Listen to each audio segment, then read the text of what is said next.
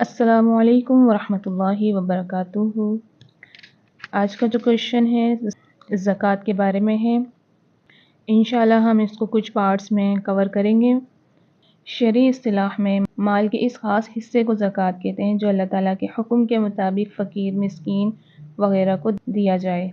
توحید اور رسالت اور نماز کے بعد اسلام کا تیسرا بڑا رکن زکوٰۃ ہے۔ قرآن کریم میں 70 سے زائد مقامات پر نماز اور زکوٰۃ ادا کرنے کا حکم ایک ساتھ دیا گیا ہے، جس سے معلوم ہوتا ہے کہ دین میں ان دونوں کا مقام بہت قریب ہے اور زکوٰۃ کی فرضیت کا منکر دین اسلام سے خارج ہو جاتا ہے۔ حضرت اسماعیل علیہ السلام کے بارے میں ہے وَكَانَ يَأْمُرُ أَهْلَهُ بِالصَّلَاةِ وَالزَّكَاةِ وَكَانَ عِندَ رَبِّهِ مَرْضِيًّا۔ وہ اپنے گھر والوں کو نماز اور زکوٰۃ کا حکم دیتے ہیں۔ سورہ مریم آیت نمبر 55۔ لوگ زکوٰۃ اللہ تعالیٰ کی راہ میں کیوں دیتے ہیں؟ کیونکہ وہ عجز و انکساری کا اظہار کرتے ہیں کہ یہ مال در حقیقت اللہ تعالیٰ آپ کا عطیہ تھا جو میں نے آپ کو راضی کرنے کے لیے خرچ کیا۔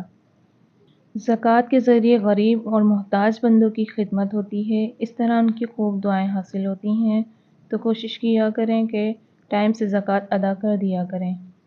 زکوٰۃ کے معنی پاکی کے ہیں، جس طرح ملا کپڑا دھونے سے پاک ہو جاتا ہے، ملا جسم نہانے سے پاک ہو جاتا ہے، اسی طرح زکوٰۃ نکالنے سے وہ مال پاک ہو جاتا ہے، پاک اور صاف ہو جاتا ہے، اور خود زکوٰۃ دینے والے کو بھی پاکی حاصل ہوتی ہے۔ اس کے اندر سے مال کی محبت، حرص، بخل وغیرہ اندرونی بیماریوں کا علاج ہو جاتا ہے۔ خُذْ مِنْ أَمْوَالِهِمْ صَدَقَةً تُطَهِّرُهُمْ وَتُزَكِّيهِمْ بِهَا۔ اے نبی، آپ مسلمانوں کے اموال میں سے صدقہ زکوٰۃ وصول کیجیے جس سے ان کے دل کو طہارت اور ان کے نفس کا تزکیہ ہو۔ اب ان لوگوں کی بات کر لیتے ہیں جو زکوٰۃ ادا نہیں کرتے ہیں۔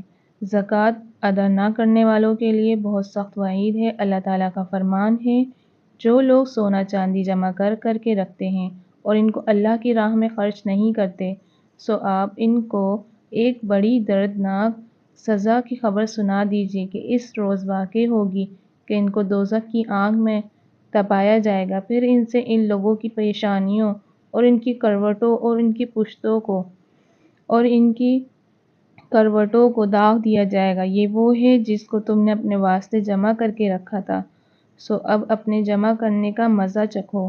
سورۃ التوبہ آیت نمبر 34 اور 35۔ تو آپ سب نے کوشش کرنی ہے اور سب کو بتانا بھی ہے، آگے شیئر بھی کرنا ہے کہ جس جس کے پاس مال جمع ہے وہ اس کی زکوٰۃ لازمی نکالیں۔ حضرت ابن مسعود رضی اللہ عنہ رسول اللہ صلی اللہ علیہ وسلم کا ارشاد نقل کرتے ہیں کہ جو شخص اپنے مال کی زکوٰۃ ادا نہیں کرتا، قیامت کے دن اس کا مال گنجے سانپ کی شکل اختیار کر لے گا، اس کا مال گنجے سانپ کی شکل میں اس کی گردن میں ڈال دیا جائے گا۔ پھر رسول اللہ صلی اللہ علیہ وسلم نے اسے مضمون کی آیت میں پڑھ کر سنائی۔ آیت کا ترجمہ یہ ہے کہ اور ہرگز خیال نہ کریں ایسے لوگ جو ایسی چیز میں بخل کرتے ہیں جو اللہ تعالیٰ نے ان کو اپنے فضل سے دی ہے کہ یہ بات کچھ ان کے لیے اچھی ہوگی، بلکہ یہ بات ان کی بہت بری ہے۔